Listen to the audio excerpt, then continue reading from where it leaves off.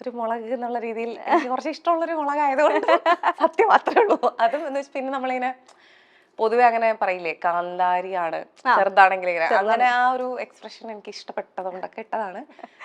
കൺമണി എനിക്ക് പൊതുവെ എനിക്ക് ഇഷ്ടമുള്ളൊരു വാക്ക് അങ്ങനെയൊക്കെ വെറുതെ തമാശക്ക് ഇട്ടതാണ്. അത് പിന്നെ ഈ എന്താണ് ആ ബ്ലൂറ്റിക് ഒക്കെ വന്നു കഴിയുമ്പോൾ മാറ്റാൻ പാടില്ല അങ്ങനെയൊക്കെ പറയുമല്ലോ, പിന്നെ മാറ്റാൻ പറ്റില്ല അങ്ങനെ എന്തോ ആണ്. കുറച്ച് കാലത്തേക്ക് മാറ്റാൻ പറ്റും. എന്താണോ എന്തോ പറഞ്ഞത് അങ്ങനെ കിടക്കുന്നല്ല, അതിന് വലിയ സംഭവമൊന്നുമില്ല ചുമ്മാ. പക്ഷെ എന്നാലും നമുക്ക് ഈ പേര് വെച്ചിട്ട് തന്നെയാണ് കനി കുസൃതി എന്നുള്ള വ്യക്തി സിനിമയിൽ പോപ്പുലർ ആവുന്നതിന് മുന്നേ തന്നെ നാടകങ്ങളൊക്കെ ചെയ്തു തുടങ്ങിയ സമയത്ത് പ്രത്യേകിച്ച് മൈത്രേയൻ ജയശ്രീ എന്ന രണ്ടുപേരുടെ മകളായതുകൊണ്ട് തന്നെയാണ് നമ്മൾ ആദ്യം അറിയുന്നത്. അപ്പൊ ആ പേരിൽ തന്നെയാണ് ആദ്യം നമ്മൾ ഓക്കെ കനി കുസൃതി പേരിൽ വന്ന മാറ്റം എങ്ങനെയാണ് ഈ കുസൃതി ഉണ്ടായത് എന്നൊക്കെ പറഞ്ഞിട്ടില്ലേ? അല്ല ഞാൻ ചോദിക്കുന്നില്ല, അതിലേക്കൊന്നുമല്ല. എപ്പോഴും ഒരു എന്താ പറയാ അപ്ബ്രിങ്ങിനെ പറ്റിയാണ് കൂടുതൽ ചോദിക്കുന്നത്. പക്ഷെ എനിക്കറിയാം വർക്കിനെ പറ്റി സംസാരിക്കാനാണ് കൂടുതൽ ഇഷ്ടം. അപ്പൊ അല്ല അങ്ങനെ കൊണ്ടല്ല ഞാൻ ചോദിച്ചത്, എന്ത് പേരിനെ പറ്റിട്ട് ഞാൻ പറഞ്ഞിട്ടുണ്ട്. ഡെഫിനറ്റ്ലി അത് വെച്ചാണ് ഞങ്ങള് ഇപ്പൊ ഞാൻ ട്രിവാൻഡ്രം ബേസ്ഡ് ആയിട്ടുള്ള ഒരാളാണ്. ഇപ്പം നാടകങ്ങളെ കുറിച്ച് അധികം നാടകം കണ്ടിട്ടില്ലെങ്കിലും കനിയുടെ കണ്ടിട്ടില്ലെങ്കിലും അറിയാം അതിൽ ആരൊക്കെയാണ് പോപ്പുലർ ആയിട്ട് വരുന്നത്. പുതിയ പുതിയ ആർട്ടിസ്റ്റുകൾ വരുന്ന സമയത്തൊക്കെ നമ്മൾ അറിയുമല്ലോ ഓക്കെ ഇങ്ങനെ ഒരു കുട്ടിയുണ്ട് എന്നുള്ളത്. അപ്പൊ ആ ഒരു പേര് വഴിയാണ് നമ്മളൊക്കെ ആദ്യം ശ്രദ്ധിക്കുന്നത്. ഇപ്പം പറഞ്ഞാല് നമ്മുടെ കേരളത്തിലെ കനി പറയുമ്പോൾ ഞാൻ മനസ്സിലാക്കിയെടുത്തോളം നമ്മുടെ കാലഘട്ടത്തിൽ ജനിച്ച് വളർന്നതിൽ ഏറ്റവും നമ്മൾ ആഗ്രഹിക്കുന്ന കുറേ കാര്യങ്ങളുണ്ട്. നമ്മൾ ഏറ്റവും കൂടുതൽ നമ്മുടെ ടീനേജ് മൊത്തം അല്ലെങ്കിൽ നമ്മുടെ അഡൽട്ട്ഹുഡ് മൊത്തം നമ്മൾ ഈ വീട്ടുകാരുടെ അടുത്ത് നിന്ന് നമുക്ക് സ്വാതന്ത്ര്യം വേണം എന്നുള്ളൊരു ഫൈറ്റ് തന്നെയാണ്. പല പല കാര്യങ്ങളായിരിക്കാം, നമ്മൾ എല്ലാവരുടെ ഒന്നല്ല, പലരുടെ ആവശ്യങ്ങൾ ഒന്നായിരിക്കാം. പക്ഷെ വീട്ടുകാരുടെ ഡിമാൻഡ് വേറെ ആയിരിക്കാം.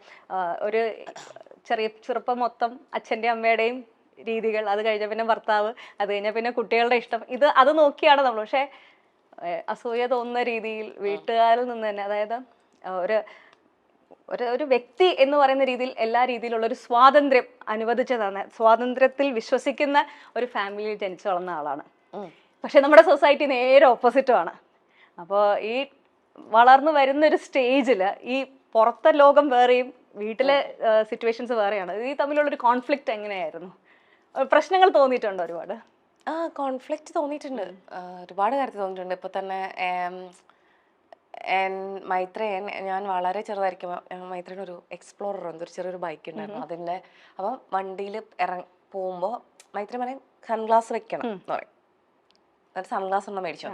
അപ്പം നമ്മുടെ നാട്ടിൽ സൺഗ്ലാസ് വെക്കുന്നതൊക്കെ ഭയങ്കര, അന്നൊക്കെ ഇപ്പോഴും അതെ, പക്ഷെ നമ്മൾ കറുത്തിട്ടിരിക്കുന്ന ആൾക്കാരാണെങ്കിൽ അതിനെ കൂടുതൽ കളിയാക്കുക, അല്ലെങ്കിൽ അങ്ങനെയൊക്കെ ഉണ്ടല്ലോ എല്ലാത്തിനും. നീ എന്താണ് മറ്റേ സ്റ്റാർ ആണോ അത് വെക്കാൻ, ഇങ്ങനെ ഒരു സൺഗ്ലാസ് വെച്ചാൽ എന്തോ ഭയങ്കര എന്താ നമ്മുടെ കൺവെൻഷനലി സൗന്ദര്യമുള്ളവരും പൈസ ഉള്ളവരും ഒക്കെ ഉള്ളവർ വെച്ചാൽ കുഴപ്പമില്ല, വേറെ ആരും ഇതൊന്നും വെക്കാൻ പാടില്ല, അങ്ങനെയൊക്കെ കുറെ കാര്യങ്ങളും. ഇതൊന്നും ജാടയുള്ളവരാണ് വെക്കുക, അല്ലെങ്കിൽ അങ്ങനെയൊക്കെ കുറെ കാര്യങ്ങളുണ്ടായിരുന്നു. അപ്പം മൈത്രേയൻ ഇങ്ങനെ പറയുമ്പോൾ ഞാനിങ്ങനെ എന്നെ വീടിനടുത്തുള്ള പയ്യന്മാരൊക്കെ കളിയാക്കും. അപ്പം ബൈക്കിനെ ഫ്രണ്ട് ചെയ്തിട്ട് ഇത് വെച്ചത് ഞാൻ ഇങ്ങനെ പിടിച്ചിട്ടിരിക്കുകയായിരുന്നു. എന്നെ തിരിച്ചു വരുമ്പോൾ ഇവരൊക്കെ കളിയാക്കും. അപ്പൊ ഞാൻ അവിടെ നിന്നൊന്ന് വീട്ടിന്റെ ഭാഗത്തൊന്ന് മാറിക്കഴിഞ്ഞേ വെക്കുള്ളൂ. അപ്പം ഇങ്ങനെയൊക്കെ, അതായത് ഇതിനൊരു തമാശയായിട്ട് പറയുകയാണ് ഇങ്ങനെ ഒരു കുഞ്ഞു കാര്യം.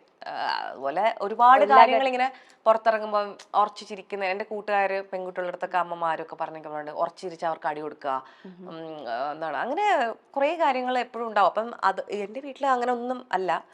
അപ്പം എനിക്ക് ഇതില ശരി തെറ്റൊന്നും അങ്ങനെ എൻ്റെ അച്ഛനമ്മയാണ് ശരി, മറ്റൊരു തെറ്റാണ് ഇവർ ശരി, അങ്ങനൊന്നും ക്ലിയർ ആയിട്ടൊന്നും മനസ്സിലായിട്ടില്ലായിരുന്നു. ചില കാര്യങ്ങൾ അവർ പറയണം. ഇപ്പോൾ എൻ്റെ കൂട്ടുകാർ അവർക്ക് അത് പഠിക്കാൻ ആഗ്രഹമാണ്, പക്ഷെ അത് സമ്മതിക്കുന്നില്ല. അതൊക്കെ എനിക്ക് അത് ശരിയല്ലല്ലോ അവരെന്ന് തോന്നും. മറ്റത് ഞാനും കുറെയൊക്കെ കൺവെൻഷനലി ചിന്തിച്ചിട്ടുണ്ട് കുട്ടിക്കാലത്ത്, കുറെ കാലത്ത്. നമ്മള് സ്ലീവ്ലെസ് ഉടുപ്പൊന്നും ഇടാൻ പാടില്ല, ഞാൻ അങ്ങനെയൊക്കെ വിചാരിച്ചിരുന്ന ആളാണ്. എൻ്റെ അച്ഛനും അങ്ങനെ നീ ഞങ്ങളെ പോലെ ആവണമെന്നൊന്നും പറഞ്ഞിട്ടേ ഇല്ല. അവരും നിനക്ക് ഇഷ്ടമുള്ള ചെയ്യുന്നേ പറഞ്ഞിട്ടുള്ളൂ. അതുകൊണ്ട് തന്നെ ഞാൻ എനിക്കെന്ന് വെച്ച് കഴിഞ്ഞാൽ ഈ ആൾക്കാരെ എനിക്ക് പറ്റില്ല എന്ന് പറയുമ്പോൾ ഒരു ബുദ്ധിമുട്ടാണല്ലോ അത് പറയാൻ.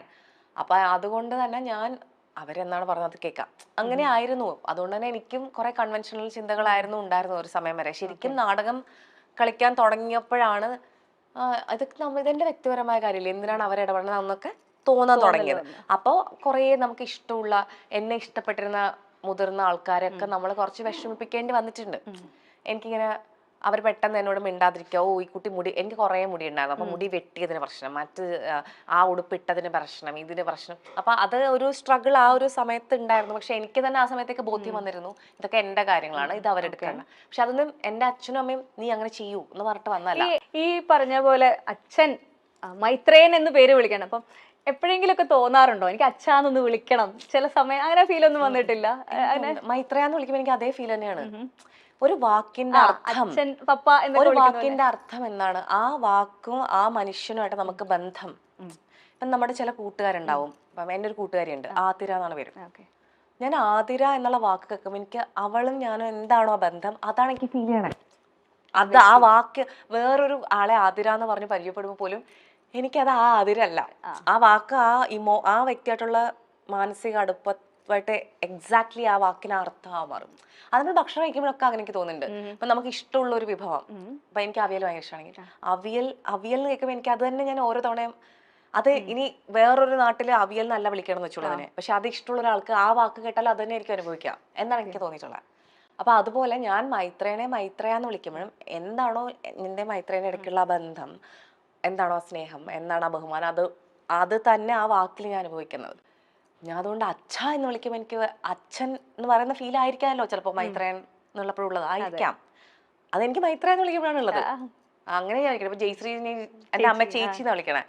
പക്ഷെ എനിക്ക് ചേച്ചി എന്ന് ഞാൻ വിളിക്കുന്ന വേറെ എൻ്റെ കസിൻസും ഒക്കെ ഉണ്ടെങ്കിലും ജയശ്രീ ചേച്ചി എന്ന് വിളിക്കുമ്പോൾ ആണ് എനിക്കും ഞാൻ ചേച്ചിയുള്ള ബന്ധം. അത് അതിൽ അമ്മ ബന്ധം ഉണ്ടാവാം, ചിലപ്പോൾ സിബ്ലിങ് പോലെയുള്ളത് ഉണ്ടാവാം, ഫ്രണ്ട്ഷിപ്പ് ഉണ്ടാവാം, പലതും ഉണ്ടാവാം. പക്ഷെ അത് ജയശ്രീ ഞാനും ആയിട്ടുള്ള ബന്ധമാണ് ഞാൻ അനുഭവിക്കണം ആ വാക്കില്. അപ്പൊ അങ്ങനെ ഒരു എല്ലാവരും അച്ഛൻ എന്നുള്ള വാക്ക് പറഞ്ഞാൽ മാത്രമേ ആ ഇമോഷൻ വരുള്ളൂ എന്നോ അല്ലെങ്കിൽ അമ്മ എന്ന് പറഞ്ഞാൽ മാത്രമേ ആ ഇമോഷൻ വരുള്ളൂ എന്ന് ഞാൻ ഒരിക്കലില്ല. നമ്മൾ ആ വ്യക്തിയായിട്ടുള്ള നമ്മുടെ ബന്ധം, നമ്മൾ അവരെ എന്താണോ വിളിക്കുന്നത്, നമ്മൾ വിളിപ്പേരൊക്കെ വിളിക്കില്ലേ. ഞാൻ എൻ്റെ അമ്മൂമ്മേനെ അമ്മ എന്ന് വിളിക്കാറുണ്ടായിരുന്നു, ഞാൻ എൻ്റെ അമ്മൂമ്മേനെ അമ്മു എന്നും വിളിക്കാറുണ്ടായിരുന്നു. അമ്മു എവിടെ പോയി എന്നൊക്കെ ഞാൻ ചോദിക്കുമായിരുന്നു.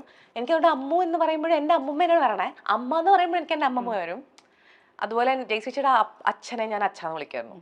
അപ്പം അച്ഛൻ എന്ന് പറയുമ്പോൾ എനിക്ക് അതാ, എൻ്റെ അപ്പൂപ്പനാണ് എനിക്ക് അച്ഛ എന്നുള്ള വാക്കിൽ അനുഭവിക്കണേ. അങ്ങനെയാണ് പേരിൽ അല്ല നമ്മുടെ കണക്ഷൻ. ആ ഒരു പേരെന്ന് പറഞ്ഞു കഴിഞ്ഞാല് നമ്മളൊരു കുട്ടികൾ അങ്ങനെ ചില വാക്കുകൾ പറയില്ലേ ചിലതിനൊക്കെ, എന്നിട്ട് അവരുടെ ജീവിതകാലം മുഴുവൻ പറയില്ലേ ചിലപ്പോ, അല്ലെങ്കിൽ ചില വീട്ടില് ചില വാക്കുണ്ടാവും അവര് തന്നെ ഉണ്ടാക്കിയൊരു വാക്ക്. അതെ, ആ വീട്ടിലെ കസേരക്ക് ചിലപ്പോ ആ വാക്കായിരിക്കും ഒരു പറയുന്നത്, പക്ഷെ അതിന് ആ അർത്ഥം തന്നെയാണ്. അത് കസേര മാറുന്നില്ലല്ലോ, അതന്നെയല്ലേ. അങ്ങനെ കനി കുസൃതി എന്ന പേര് കേൾക്കുമ്പോൾ ഇന്ന് മലയാളികൾ മാത്രമല്ല അന്താരാഷ്ട്ര തലത്തിൽ വരെ ചർച്ചയാണ് കനിയുടെ പേര്. ബിരിയാണി എന്ന ചിത്രത്തിലെ അഭിനയത്തിന് കനിക്ക് കേരള സംസ്ഥാന ചലച്ചിത്ര അവാർഡുകളിൽ മികച്ച നടിക്കുള്ള അവാർഡും മോസ്കോ അന്താരാഷ്ട്ര ചലച്ചിത്രമേളയിൽ മികച്ച നടിക്കുള്ള അവാർഡും നേടിയിട്ടുണ്ട്. All we imagine as light, girls will be girls എന്നീ സ്വതന്ത്ര ചിത്രങ്ങളിൽ അഭിനയിച്ചിട്ടുണ്ട്. തന്റെ അച്ഛനെ പേര് വിളിക്കുന്നു, മൈത്രേയൻ എന്ന് വിളിക്കുന്നു, അമ്മയെ ചേച്ചി എന്ന് വിളിക്കുന്ന കനി കുസൃതിയുടെ രീതി പലപ്പോഴും ചർച്ചയായിട്ടുണ്ട്. ഒരു സമയത്ത് കനി കുസൃതി വളരെയേറെ തങ്ങളുടെ ഫോട്ടോഷൂട്ടിലൂടെയും ടോപ്ലെസ് ചിത്രങ്ങളിലൂടെയും ഒക്കെ വളരെ വലിയ ചർച്ചകൾ ഉണ്ടാക്കിയിട്ടുള്ള ഒരു പെൺകുട്ടിയാണ്. ബിരിയാണി എന്ന ചിത്രത്തിലെ താരത്തിന്റെ അഭിനയം വളരെ വലിയ രീതിയിൽ ചർച്ചയായിരുന്നു. തിരുവനന്തപുരത്താണ് കനി ജനിച്ചത്. സാമൂഹിക പ്രവർത്തകയും യുക്തിവാദിയുമായ മാതാപിതാക്കളായ ജയശ്രീ എക്കെയുടെയും മൈത്രേയന്റെയും മകളാണ് കനി.